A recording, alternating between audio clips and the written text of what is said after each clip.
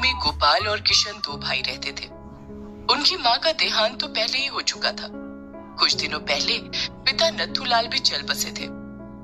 गोपाल और किशन दोनों भाइयों की शादी हो चुकी थी, लेकिन दोनों की बीवियों की आपस में नहीं बनती थी। गोपाल की पत्नी चंदा और किशन की पत्नी चमेली में अक्सर लड़ाइयां होती रहती थीं। चंदा बड़ी थी, इसलिए वो चमेली को अपने जेठानी होने का रौब दिखाती थी और उसी से घर के सारे काम करवाती थी। दोनों भाइयों के पास एक गाय थी जिसका नाम जमुना था। चमेली, अभी तक खाना नहीं बनाया तूने? और ये जमुना क्यों चिल्ला रही है? देख, गोबर तो नहीं कर दिया उसने। एक काम ठीक से नहीं होता तुझसे। काम की ना काज की, दुश्मन अनाज की। ये क्या बोल रही हो दीदी? जरा जबान संभाल कर बात करो। अरे मैं बड़ी हूँ, जो चाहे वो बोलूंगी। तुझे वही करना पड़ेगा जो मैं बोलूंगी। ये घर तेरे भैया चलाते हैं। खेत पर तो सारा दिन मेरा पति खटता है। भैया तो खेत पर जाकर चारपाई पर सो जाते हैं। मुझे सब पता है। ज्यादा दिन चलेगा नहीं ये सब, मैं बता रही हूँ। बड़ी जबान चल रही है तेरी, अभी बताती हूँ तुझे, रुक। और दोनों औरतों में हाथापाई होने लग जाती है। अपनी अपनी बीवियों को लड़ता देख दोनों भाई भाग खड़े होते हैं। इस तरह से तो नहीं चलेगा किशन, हमें कुछ करना पड़ेगा। बात तो सही कह रहे हो भैया, लेकिन हम क्या कर सकते हैं? बंटवारा या बंटवारा, लेकिन इसके अलावा और कोई चारा नहीं है। दोनों लुगाइयां ऐसे ही लड़ती रहेंगी तो हमें एक दिन हार्ट अटैक आ जाएगा। किशन गोपाल की बात मान लेता है। पंचायत बुलाई जाती है और गांव के मुखिया चमनलाल के सामने दोनों भाइयों के बीच बंटवारा हो जाता है। घर के बीचों बीच एक दीवार खड़ी हो जाती है। चलो भाई, हो गया बंटवारा, अब दोनों भाई शांति से रहो। ऐसे कैसे हो गया बंटवारा? गाय का बंटवारा भी तो करो। लेकिन गाय तो तुम दोनों के पास एक ही है। एक गाय को दो हिस्सों में कैसे बांटोगे? और वो रहेगी किसके पास? तभी गोपाल की पत्नी चंदा गोपाल के कान में कुछ फुसफुसाती है। मुखिया जी, ये गाय 1 महीने मेरे पास रहेगी और 1 महीने किशन के पास। मैं बड़ा हूँ, इसलिए सबसे पहले गाय मेरे पास रहेगी। ठीक है, दोनों भाई राजी हो तो मुझे क्या दिक्कत। किशन बड़े भाई की बात मान लेता है और शर्त के मुताबिक गाय जमुना को बड़ा भाई गोपाल अपने घर ले जाता है। जमुना काफी दुधारू गाय थी। वो देखने में जितनी सुंदर थी उतनी ही हृष्ट पुष्ट भी थी। जमुना का दूध पूरे गांव में मशहूर था। अरे गोपाल भैया, अच्छा किया जमुना को तुम ले आए। ये लो बाल्टी और 2 किलो दूध कर दो। हमारे घर के बच्चे तो जमुना का दूध ही पसंद करते हैं। कहते हैं जमुना का दूध बहुत गाढ़ा और स्वादिष्ट होता है। हाँ हाँ, अभी लो भैया 2 किलो दूध। अब सुबह शाम गोपाल के घर के बाहर ग्रामीणों की लाइन लगी रहती थी। गोपाल जमुना के दूध की दही जमाता और मिठाइयाँ बनाता। उसकी मिठाइयाँ पूरा गांव खरीदकर बड़े चाव से खाता। ये सब देखकर किशन की पत्नी चमेली जलने लगी। देखो जी, गोपाल भैया तो पैसों में खेल रहे हैं और पूरे गांव में दूध की नदियां बहा रहे हैं। तू परेशान क्यों होती है चमेली? बस 1 महीने की बात है। अगले महीने जमुना के दूध की नदियां हम बहाएंगे। गोपाल और उसकी पत्नी चंदा जमुना की बहुत सेवा करते। चंदा रोज सुबह सुबह जमुना का गोबर साफ करके उसे नहला देती। जमुना के आसपास भी वो साफ सफाई का बहुत ध्यान रखती। जमुना को मक्खी मच्छर से बचाने के लिए वो गौशाला में रोज धूप जलाती। गोपाल जमुना को बड़े प्यार से चारा खिलाता। खा, भरपेट चारा खा। ये ले, तेरे लिए गुड़ और खल्ली भी लाया हूँ। खूब खा, जी भर के खा। दोनों पति पत्नी का प्यार देखकर जमुना भी उनसे बहुत खुश थी। इसी तरह एक एक करके दिन बीत गए और 1 महीना बीत गया। अगले महीने की 1 तारीख को किशन अपने बड़े भाई गोपाल के घर आया। भाई किशन, कैसे हो? मैं तो ठीक हूँ भैया, आप कैसे हैं? तभी पीछे से किशन की पत्नी चमेली वहाँ आ जाती है और किशन से कहती है, सीधे सीधे काम की बात क्यों नहीं करते कि जमुना को लेने आए हो? चमेली ये बात इतनी जोर से बोलती है कि गोपाल सुन लेता है। हाँ हाँ भाई किशन, जमुना को ले जाओ। अब 1 महीने के लिए जमुना तुम्हारे पास रहेगी।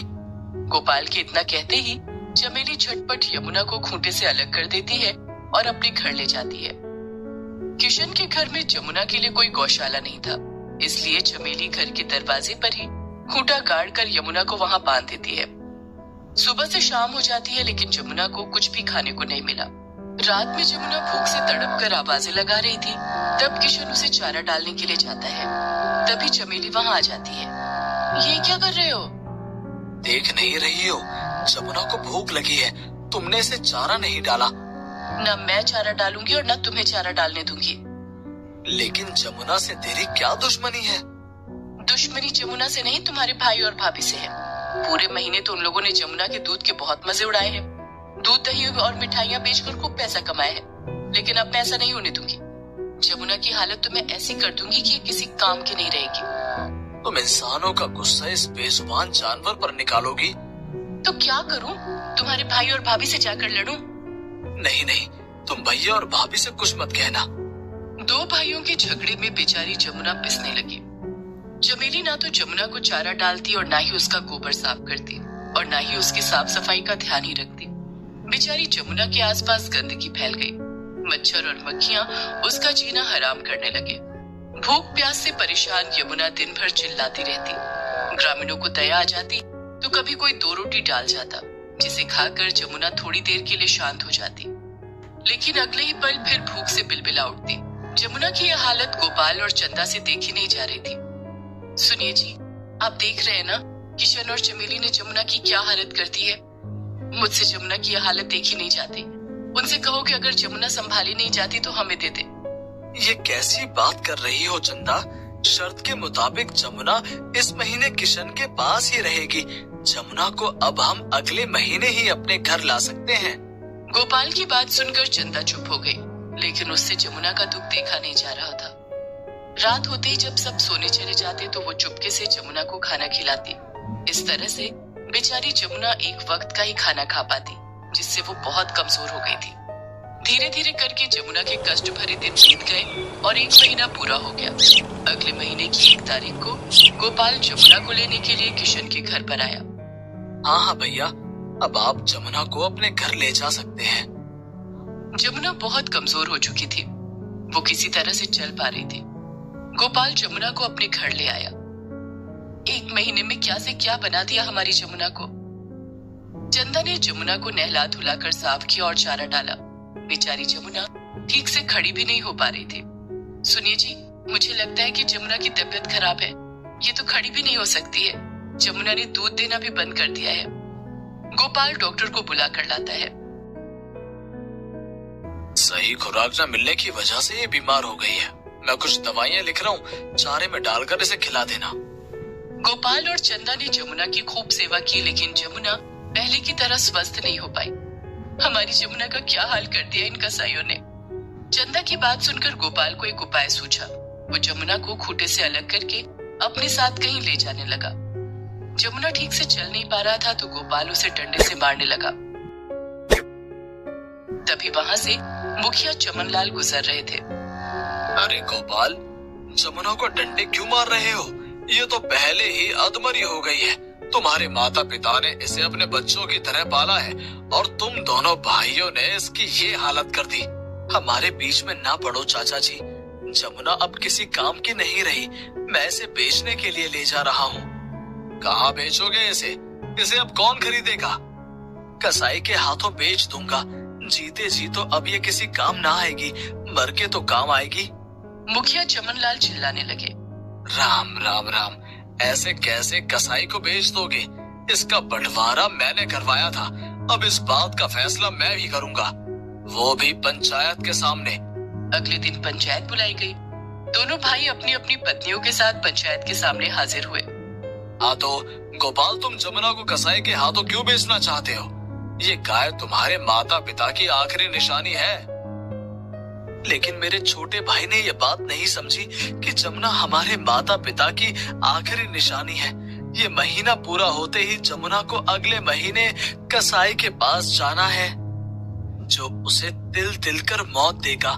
जमुना रोज भूख से तड़प तड़प कर मरेगी। इससे तो अच्छा है कि जमुना एक बार में ही मर जाए। इतना कहते ही गोपाल फूट फूट कर रोने लगता है। गोपाल की बात सुनकर छोटे भाई किशन को उसकी गलती का एहसास होता है कि उसने क्यों नहीं अपनी पत्नी चमेली को जमुना के साथ बुरा करने से रोका। किशन और चमेली दोनों ही बहुत शर्मिंदा होते हैं। भैया मुझे माफ कर दो, गलती मेरी है। मैं भूल गया था कि गौ माता होती है और जमुना को तो हमने हमेशा अपने घर की लक्ष्मी माना है। मैं जमुना को अपने साथ लेकर गया था, सारी उसकी जिम्मेदारी मेरी थी। मैं अपनी जिम्मेदारी नहीं निभा पाया। जमुना की इस हालत का जिम्मेदार मैं हूँ। हमने आपसी झगड़े में एक बेजुबान के साथ बुरा बर्ताव किया। आज से जमुना हम दोनों की है, जमुना का बंटवारा नहीं होगा। मैं तो कहता हूँ कि हमारे घर का ही बंटवारा नहीं होगा। हम एक साथ रहेंगे और जिन्हें ये मंजूर नहीं वो हमें छोड़कर जा सकता है। ऐसा कहकर किशन ने अपनी पत्नी चमेली की तरफ देखा। चमेली किशन का इशारा समझ गई। पंचायत के सामने दोनों भाई एक दूसरे के गले मिले और हमेशा साथ रहने का वादा किया।